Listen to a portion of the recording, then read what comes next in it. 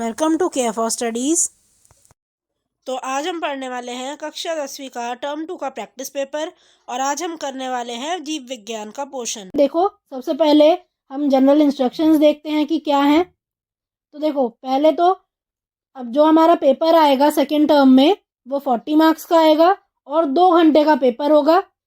अब सारे क्वेश्चंस इसमें कंपलसरी होंगे और जितने भी क्वेश्चंस हैं वो 3 सेक्शंस में बटे हुए होंगे और टोटल 15 क्वेश्चंस आएंगे आपके पेपर में, जो कि सभी कंपलसरी हैं।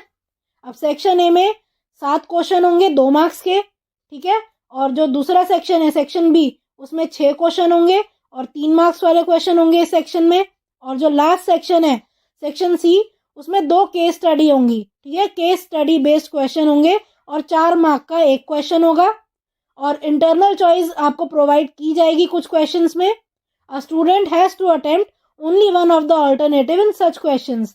तो जिस भी क्वेश्चन में आप देखो कि ऑप्शंस हैं तो वहां पर आपको दोनों में से कोई एक अल्टरनेटिव ही चूज करना है, दोनों आपको नहीं करने। तो स्टार्ट करते हैं सेक्शन ए से। थर्ड क्वेश्चन देखते हैं। दिया गया आरेख दर्शाता है कि पी और क्यू परस्पर संयोजन कर आर बनाते हैं। यह आर फिर एस टी यू और वी उत्पन्न करता है। यहाँ पी क्यू आर और एस क्या प्रदर्शित करते हैं। तो हमें यहाँ बताना है। देखो, यहाँ कहा गया है कि ये जो पी और क्यू है ये मिलकर आर बना रहे हैं और आर से एस टी यू और वी बन रहा है। हमें बताना है, हमें आइडेंटिफाई करना है पी क्या है, क्यू क्या है, आर क्या है और एस क्या है। अब देखो, इस क्वेश्चन में एक छोटी मिस्टेक है। देखो, ये जो सारे एरो हैं ये वाले अकॉर्डिंग टू मी ये यहाँ से नहीं होने चाहिए। देखो, पी क्या होगा, पी और क्यू क्योंकि मिल रहे हैं आपस में और आर बना रहे हैं तो ये पी और क्यू क्या होंगे, ये तो युग्मक होंगे, है ना। ये तो गेमीट्स होंगे, युग्मक या फिर जिन्हें आप गेमीट्स बोलते हो। ये जब मिलकर आर बना रहे हैं तो आर क्या होगा, युग्मनज, है ना, है ना। ये होगा जाइगोट। और ये आगे क्या बनता है, और ज़्यादा ये डेवलप होता है और आगे ये भ्रूण बनाता है ना। अब देखो, यहाँ पे ये एरो यहाँ होने चाहिए थे, है ना, इस तरह होने चाहिए थे।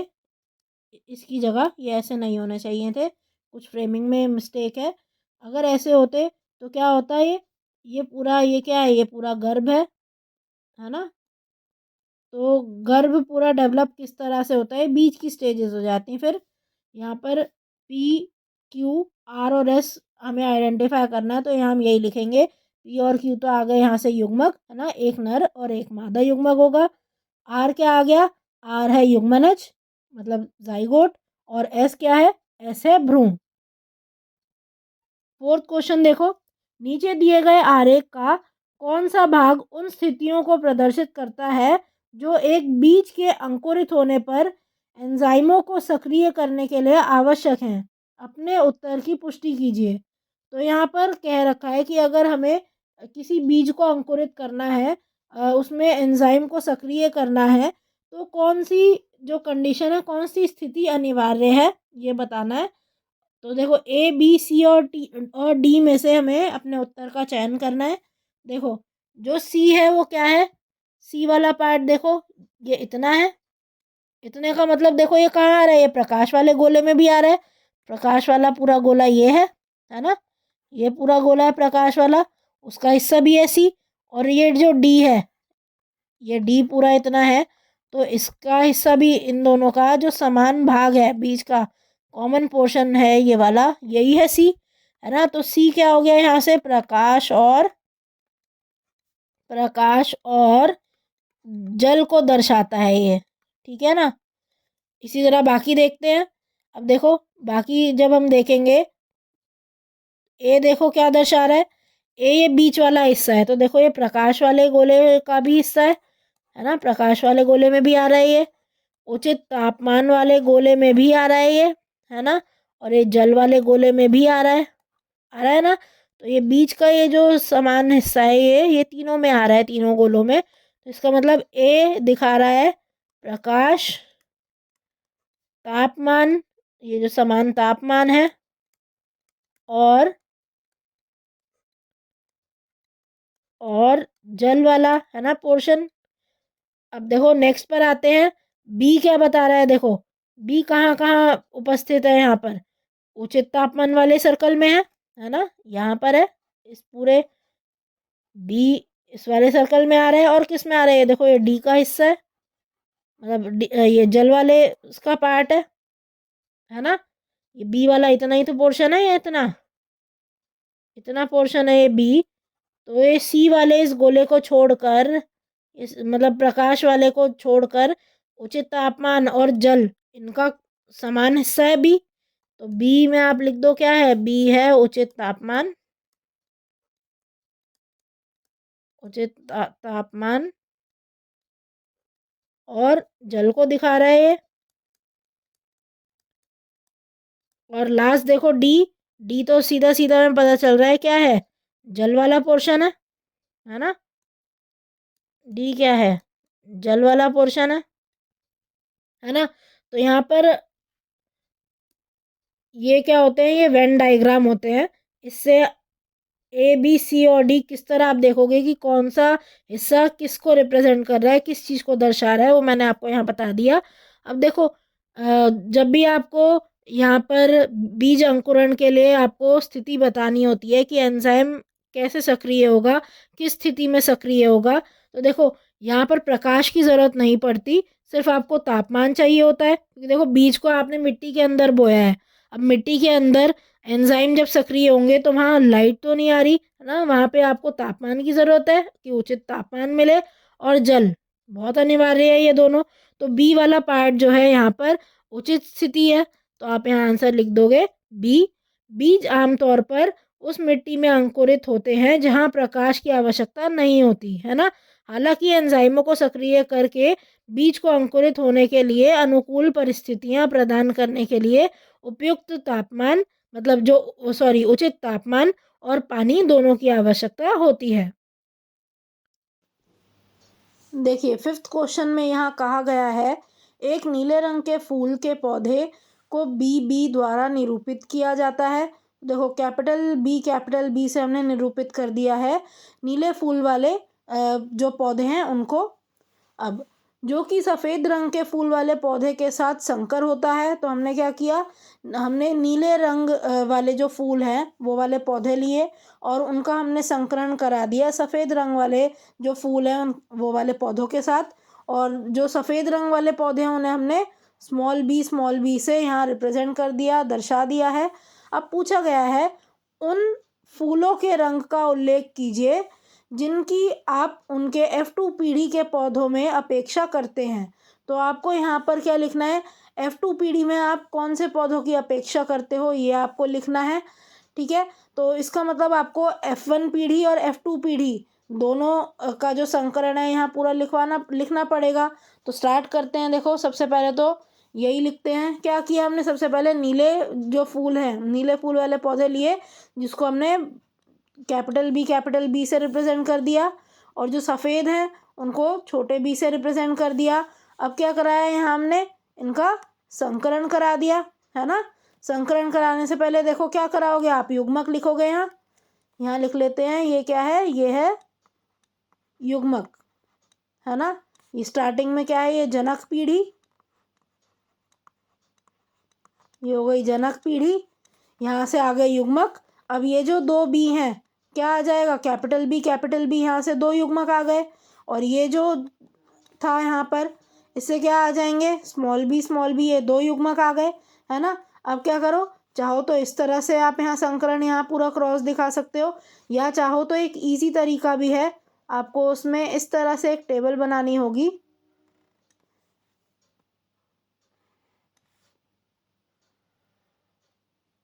देखो ये टेबल कुछ इस तरह से बना दोगे आप।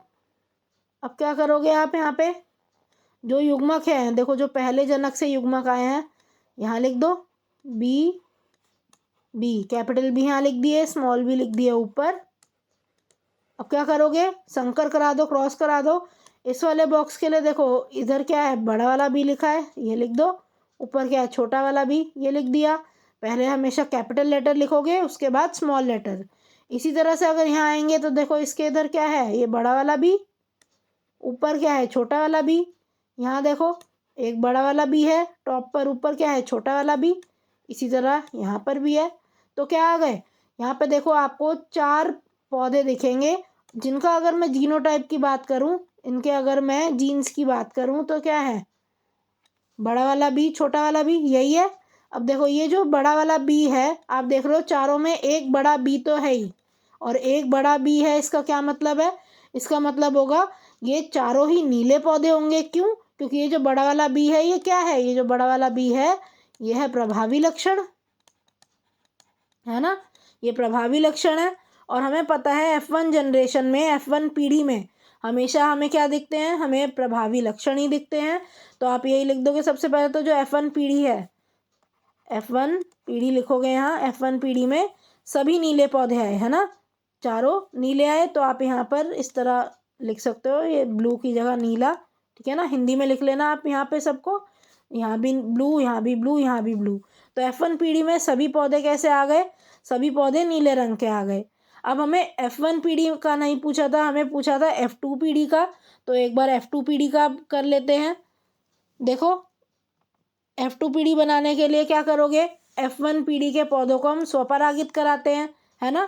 तो क्या किया हमने, F1 पीढ़ी में 4 पौधे आए थे, ये वाले, है ना, उनका जो जीन्स थे उनमें यही थे, है ना, गुणसूत्र यही थे। तो अब क्या करोगे आप, आपने 2 पौधे ले लिए, इन 4 में से आपने ऐसे 2 पौधे ले लिए, एक ये है और दूसरा ये है।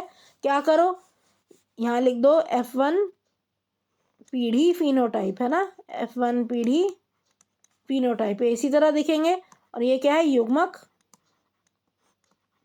युग्मक क्या आ जाएगा यहाँ से, एक बड़ा वाला बी, एक छोटा वाला बी।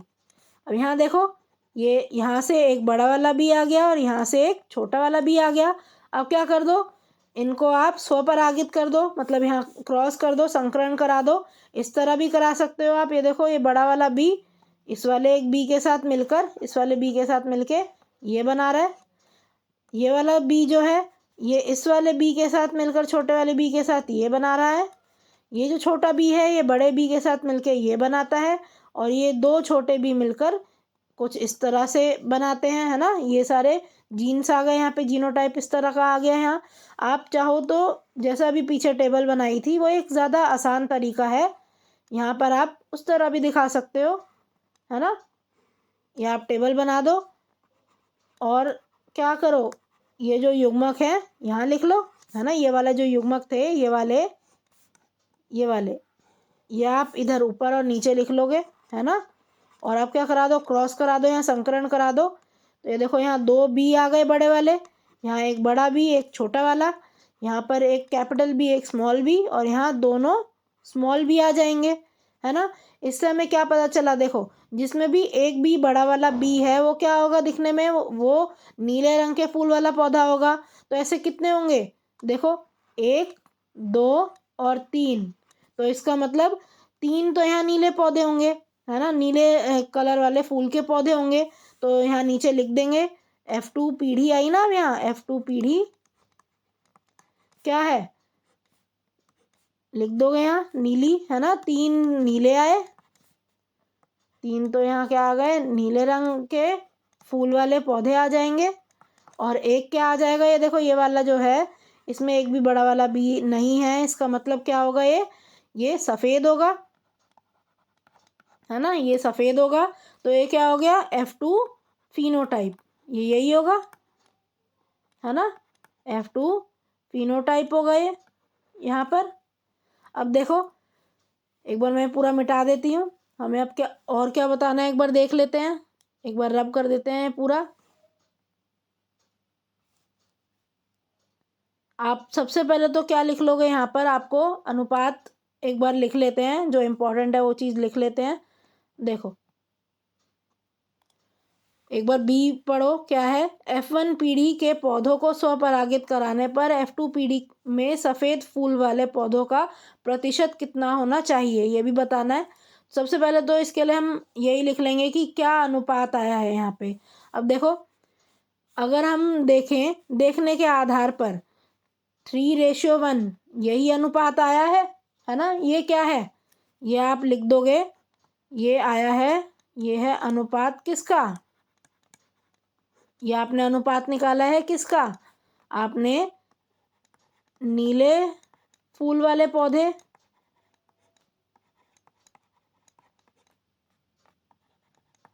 और सफ़ेद फूल वाले पौधे का आपने क्या निकाला है, अनुपात निकाला। सफ़ेद फूल वाले पौधे है ना, इसी का आपने क्या निकाला, यहाँ अनुपात निकाल लिया। और ये आपने देखकर निकाला ना, आप देख पाओगे कि कितने नीले हैं और कितने सफ़ेद हैं। तो इसको आप और क्या कहते हो, इसको आप कहते हो दृश्य रूपी अनुपात, है ना, यही कहते हो दृश्य रूपी अनुपात। तो एक तो ये निकाल लिया आपने, है ना। अगर जीनोटिपिक रेशियो पूछा जाए तो वो भी आप निकाल लोगे। कैसे, यहाँ लिख रही हूँ ऊपर देखो, यहाँ पर एक इस तरह के जीन आए हैं, एक इस तरह के जीन्स आए हैं और एक इस तरह का, 3 प्रकार के ही आए हैं। ये जब आप गिनोगे देखो, ये एक लौता यही है। ये देखो आप गिनोगे तो ये एक ये है, एक ये है, 2 हैं। और ये लास्ट वाला देखो, ये एक ही है, ये रहा, है ना। ये जो F2 जीनोटाइप है, ये 1:2:1। अब ये अनुपात यही निकलेगा, है ना। अनुपात अगर मैं इनका निकालूं तो यही निकलेगा। ये क्या है, इसको हम बोलते हैं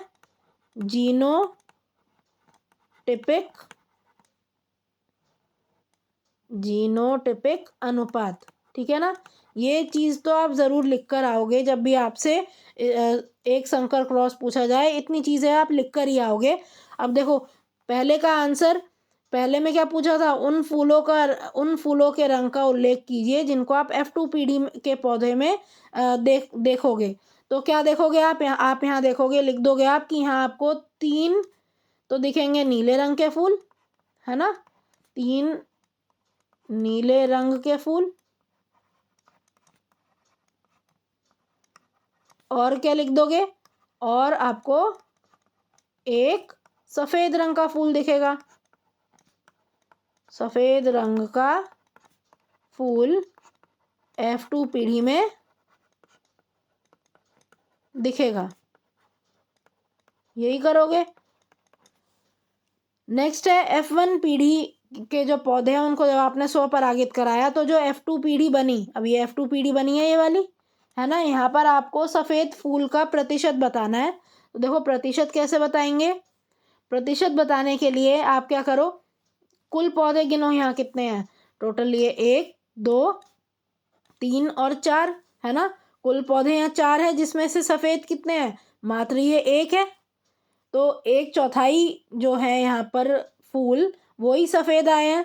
तो 1/4 मतलब 25% होता है। लेकिन देखो करोगे कैसे, सबसे पहले तो आप लिखोगे ऊपर, आपको सफ़ेद फूल चाहिए ना, तो सफ़ेद फूल वाले पौधे, नीचे इसको भाग करोगे कुल F2 पीढ़ी में जो पौधे आए हैं उससे, और इसको आप गुणा कर दोगे 100 से, है ना, प्रतिशत निकालना है।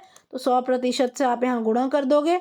सफ़ेद फूल कितने हैं, 1, कुल फूल है 4, आप यहाँ पे गुणा कर दो इसे 100 से, आंसर आ रहा है 25%, जो कि यहाँ पर आंसर हो जाएगा।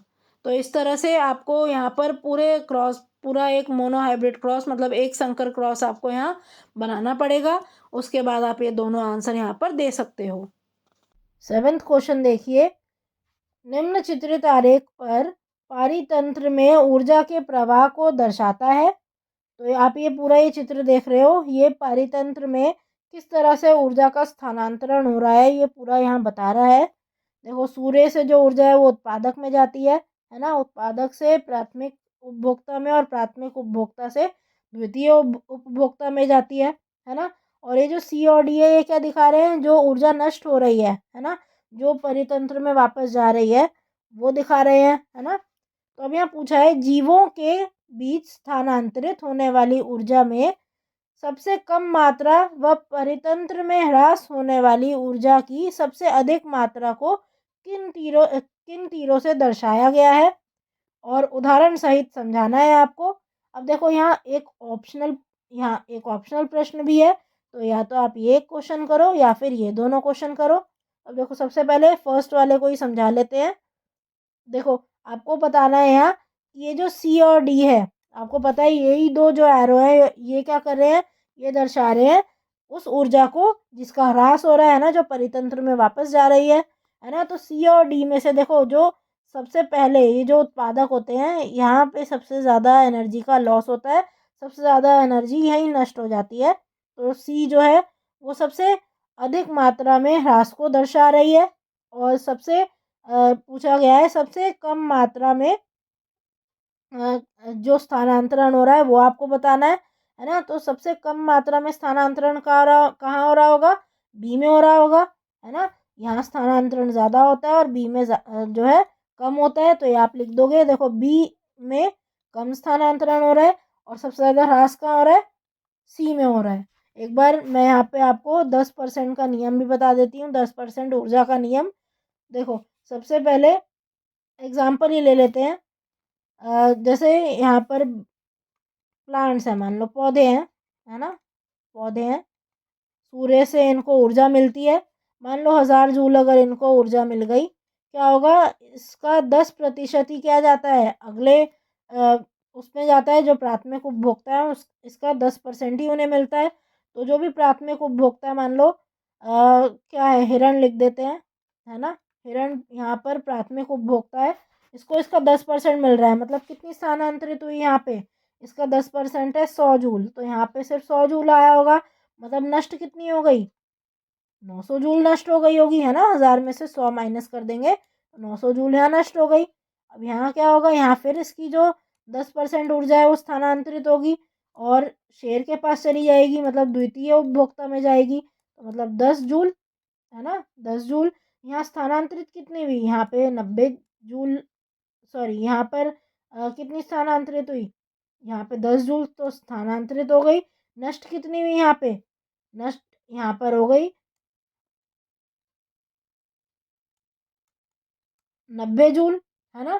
तो जब प्राथमिक से आप जब उत्पादक से प्राथमिक उपभोक्ता और प्राथमिक उपभोक्ता से जब आप द्वितीय उपभोक्ता में आते हो, तो क्या होता है, जो स्थानांतरण है, मतलब जो ऊर्जा का स्थानांतरण है, आप देख रहे हो 10% नियम के अकॉर्डिंग जो ऊर्जा है वो घटती जाएगी, है ना। और नष्ट भी स्टार्टिंग में सबसे ज़्यादा होता है। तो जो बी है वो दिखा रहा है, बी क्या है, ये वाला एरो है, तो ये दिखा रहा है कम स्थानांतरण हो रहा है यहाँ पे ऊर्जा का, और सबसे ज़्यादा जो नष्ट हो रही है वो हो रही है सी में।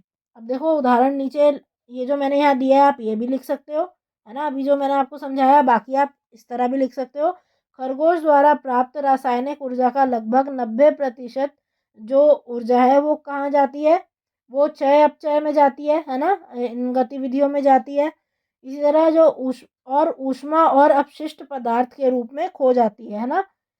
और जो केवल 10% ऊर्जा है वो क्या जाती है, वो विकास और उत्तकों के निर्माण में जाती है। तो ये सारी चीज़ें आप यहाँ लिख सकते हो, या तो ये लिख दो या फिर आप इस तरह से ये पूरा एग्जाम्पल दे सकते हो। अगला देखो, अथवा वाला प्रश्न, समताप मंडल में ओजोन में कमी का मुख्य कारण कुछ रसायनों का वायु में उपस्थित होना है, ऐसे किसी रसायन का नाम बताइए। तो देखो CFC वो रसायन है जिसकी वजह से जो ओजोन लेयर है ये क्या हो रही है, ये धीरे धीरे ओजोन परत इसमें इसका ह्रास हो रहा है, ये कम कम हो रही है ना धीरे धीरे। CFC कहाँ पाई जाती है, फ्रिज में पाई जाती है ना। और इनका जो फुल फॉर्म है एक बार लिख देते हैं, फ्लोरो फ्लोरोकार्बन। सेकंड पार्ट देखो, वैज्ञानिक क्यों सोचते हैं कि भूतकाल में प्रकृति द्वारा जलवायु में उतार चढ़ाव की तुलना में मानव प्रेरित ग्लोबल वार्मिंग द्वारा जलवायु में उतार चढ़ाव पादप और जंतुओं के लिए अधिक हानिकारक होंगी। तो देखो ये ऐसा इसलिए मानते हैं साइंटिस्ट क्योंकि देखो ग्लोबल वार्मिंग की वजह से, आजकल जो ग्लोबल वार्मिंग है इसकी वजह से तापमान बहुत ज़्यादा जल्दी चेंज हो रहा है ना। तापमान में आप देखते हो बहुत ज़्यादा तेज़ी से बदलाव आ रहे हैं। इसी कारण वैज्ञानिक ये मानते हैं कि जो ग्लोबल वार्मिंग है ये बहुत ज़्यादा नुकसान कर रही है और पहले के मुकाबले में अब ज़्यादा पादप और जंतुओं को हानि पहुंच रही है। 10th क्वेश्चन पर आते हैं, एक उदाहरण की सहायता से निम्नलिखित कथन की पुष्टि कीजिए। अब कथन यहाँ दिया हुआ है, एक गुण या फिर लक्षण आनुवंशिक हो सकता है लेकिन व्यक्त नहीं किया जा सकता। तो देखो, ऐसा हो सकता है कि एक लक्षण आनुवंशिक हो, है ना?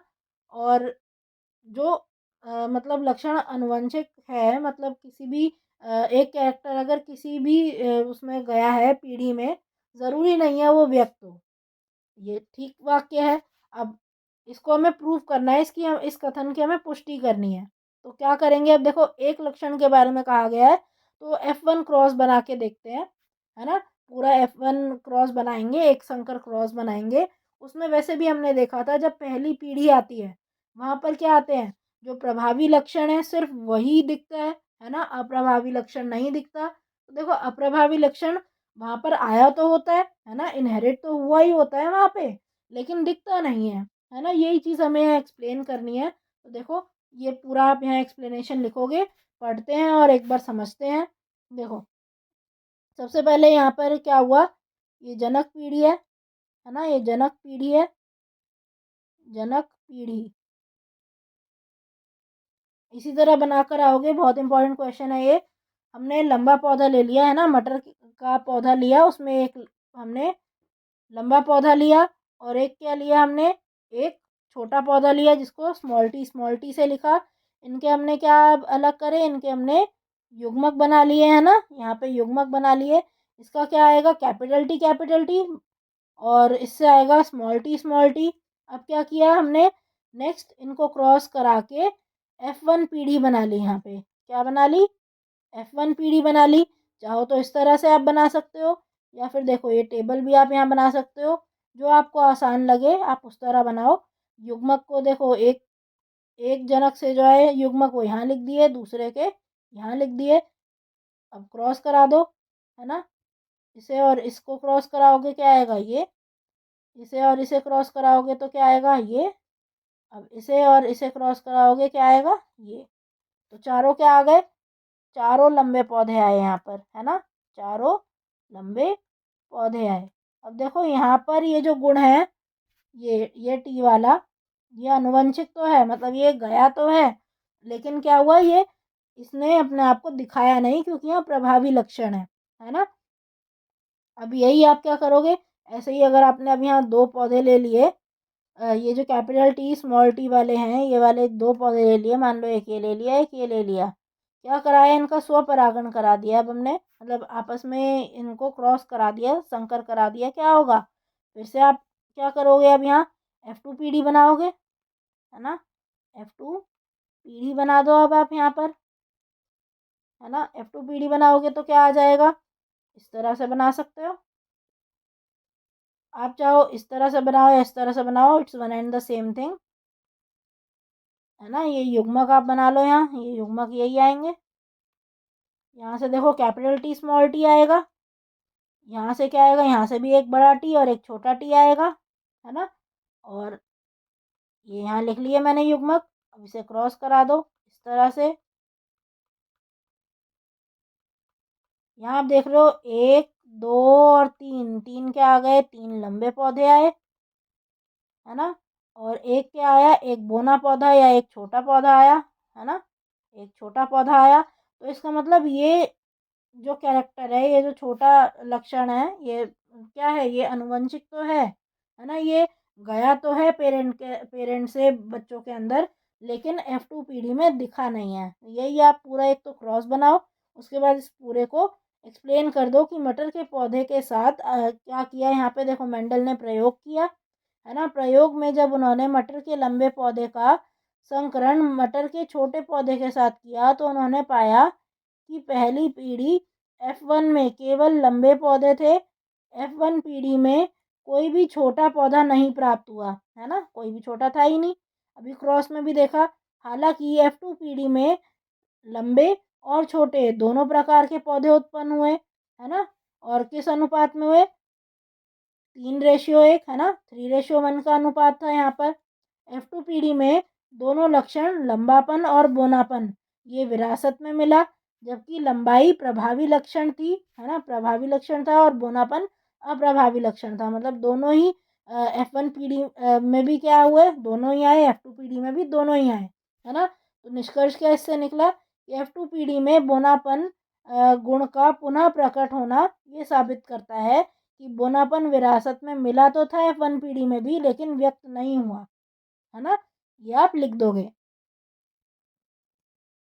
अब देखो अथवा वाला प्रश्न करते हैं इसमें। अगर वो पहला वाला प्रश्न नहीं आता तो आप ये वाला क्वेश्चन अटेम्प्ट कर सकते हो। नवजात बच्चे का लिंग संयोग की बात है और इसके लिए माता पिता में से किसी को भी जिम्मेदार नहीं माना जा सकता। नवजात शिशु के लिंग निर्धारण को दर्शाने वाले प्रवाह आरेख की सहायता से इस कथन की पुष्टि कीजिए। तो देखो नवजात शिशु के लिंग निर्धारण का आपको यहाँ चित्र भी बनाना है पूरा, है ना।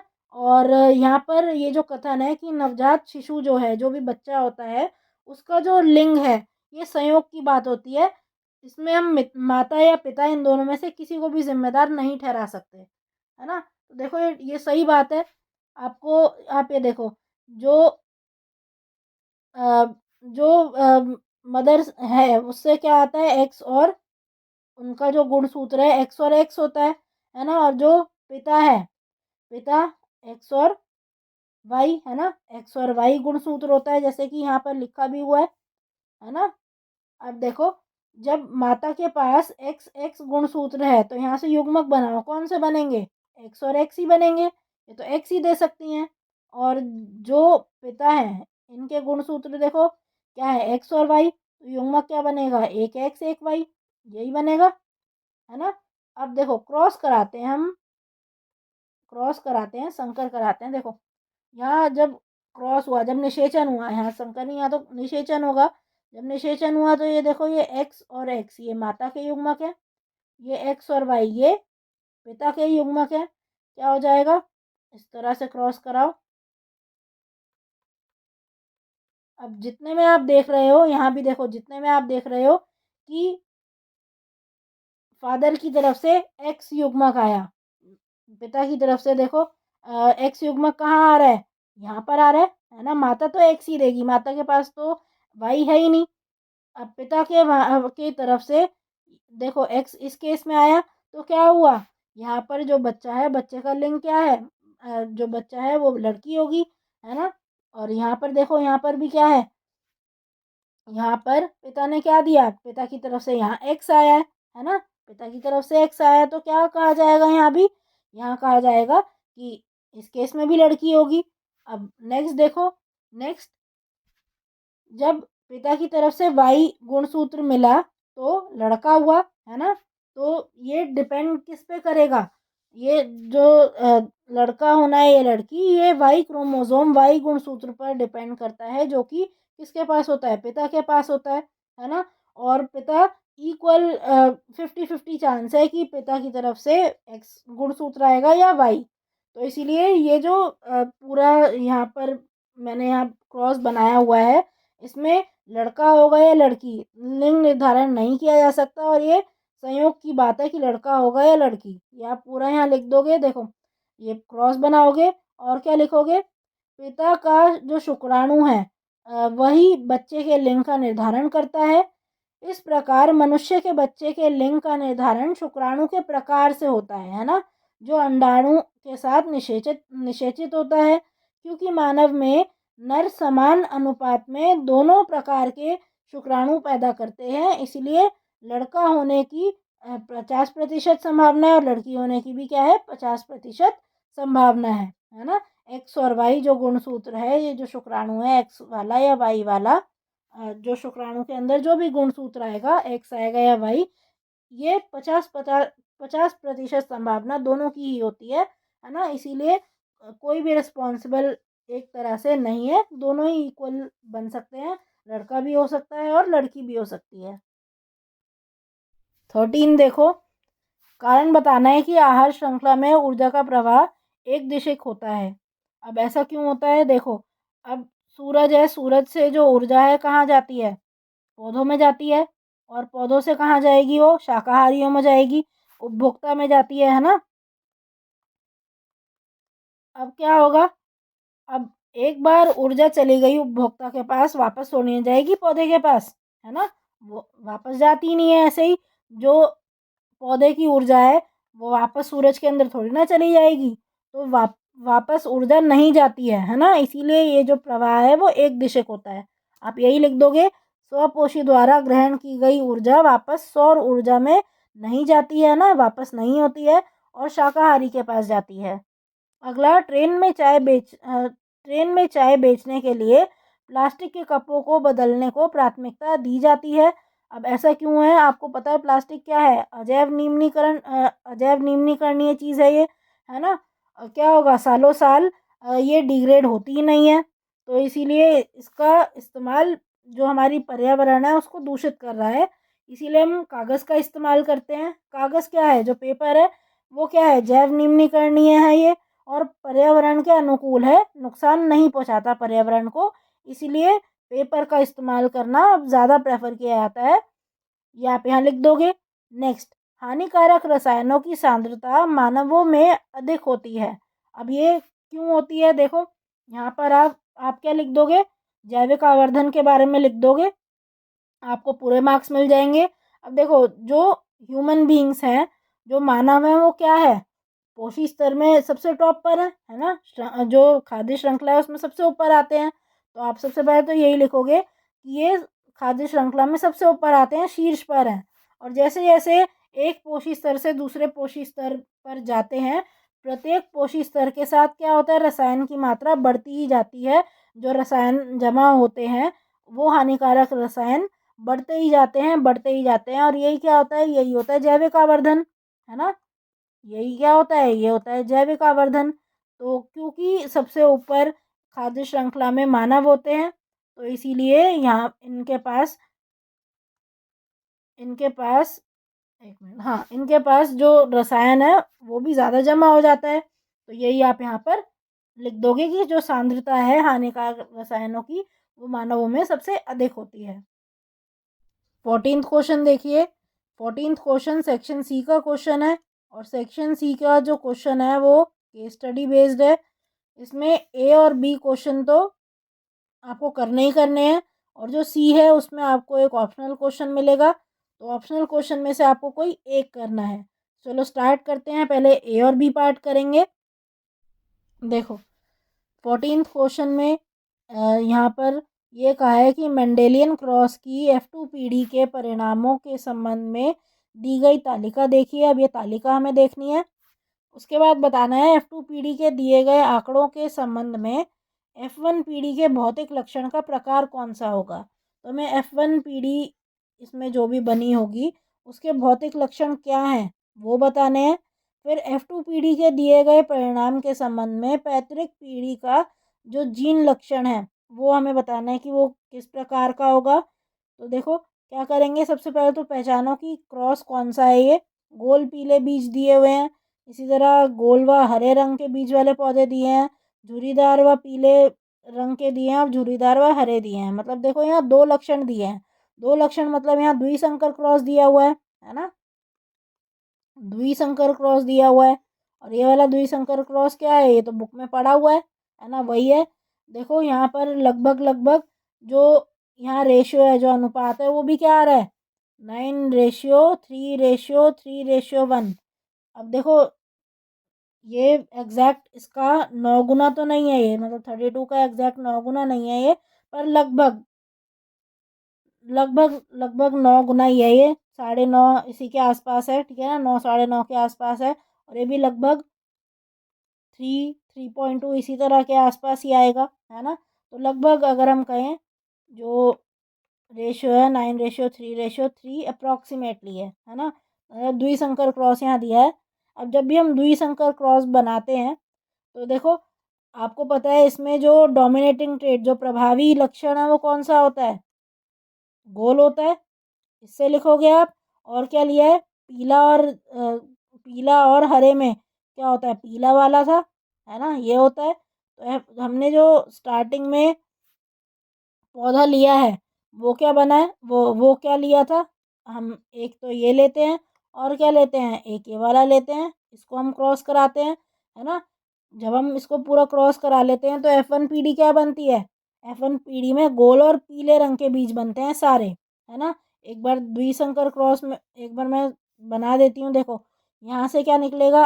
RY, है ना? दोनों जो निकलेंगे यहाँ से युग्मक RY निकलेंगे। इस वाले से क्या निकलेंगे? छोटा आर छोटा वाई, छोटा आर छोटा वाई, इसको आपस में क्रॉस करो एक बार। यहाँ मैं क्रॉस करा देती हूँ, यहाँ पर एक बार क्रॉस करा देती हूँ, देखो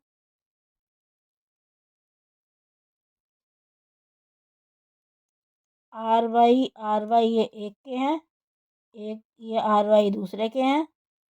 क्रॉस कराएंगे क्या आ रहा है, R R Y Y, R R Y Y, है ना, आर आर वाई वाई, यहाँ भी आर आर वाई वाई।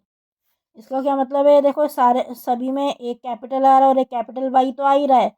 इसका मतलब ये क्या होंगे, गोल और पीले रंग वाले बीज के पौधे होंगे ये। नेक्स्ट देखो F2PD में यहाँ पर हमें बताना है कि जीनोटाइप क्या होगा। तो F2PD का क्या जीनोटाइप होगा, F2PD के दिए गए परिणाम के संबंध में पैतृक पीढ़ी का जीन टाइप बताना है आपको क्या होगा। तो यहाँ आप लिख दो क्या हो जाएगा। आपने स्टार्टिंग में मैंने अभी आपको बताया क्या लिया आपने, आप ये वाले लोगे दोनों, अभी अभी बताया था यहाँ पे ये करके, एक जनक ये है और दूसरा जनक ये है, यही आप यहाँ पर लिख दोगे। सी पार्ट देखो, युग्मक क्या होता है। अब देखो दोनों में से कोई एक ही करना है। पहले में पूछा है युग्मक क्या होता है, और कैपिटल वाई स्मॉल आर द्वारा कितने प्रकार के युग्मक उत्पन्न किए जा सकते हैं। तो देखो युग्मक क्या होता है, सबसे पहले तो ये लिख दो कि युग्मक एक जीव के जनन कोशिका या फिर लिंग कोशिका है ना, ये आप लिख दोगे।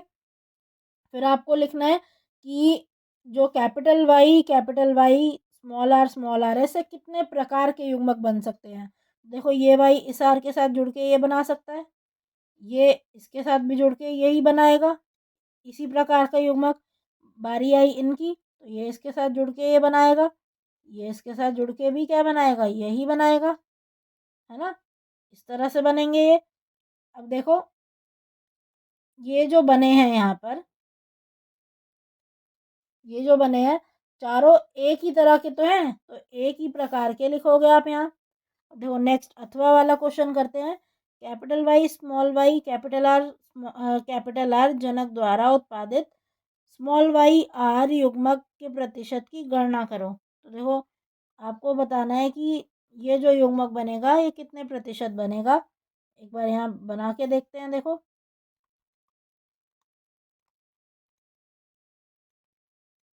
ये इसके साथ ऐसे आएगा, है ना, ये इसके साथ ये इस तरह आएगा। इन दोनों को देखो क्या बन जाएगा यहाँ पे,